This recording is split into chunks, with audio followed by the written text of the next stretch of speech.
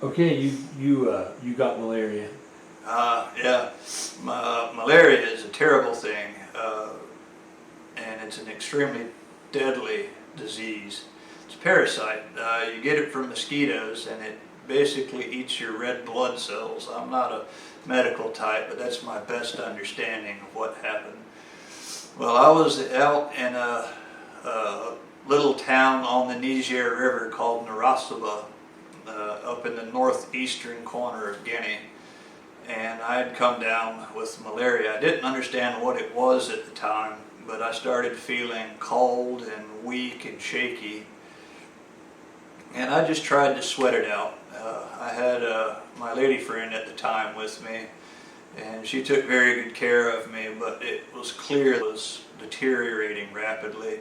On day 4 or day 5, I can't really even remember, I got so weak that I couldn't breathe anymore, and I was having to do scuba breaths and to force air down because my diaphragm was just so weak I couldn't breathe. So we finally decided to seek some kind of medical help because I couldn't travel. I mean, I couldn't fly, couldn't get myself evacuated.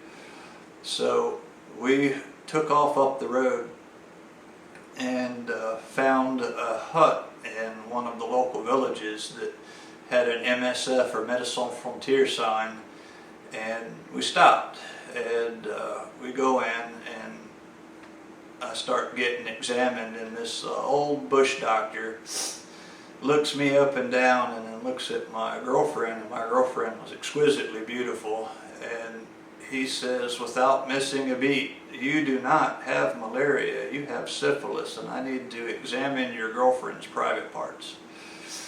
That incited a rage out of me that I haven't seen in a very long time, and what little energy I had left, I knocked him to the wall and said, I know what's wrong with me, and you're going to give me the keys to your medicine locker, or neither of us is leaving this alive.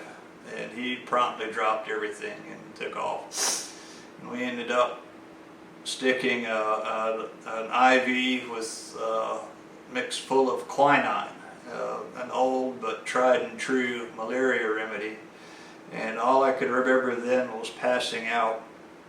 I know it was fairly early in the morning when I finally did pass out, and when I woke up much later, I had a goat sitting next to me and chickens running around. Everything tasted like I was licking a 9-volt battery, and that IV was done, and my guards were there, thankfully. Removed the IV and miraculously survived. The quinine did the trick, and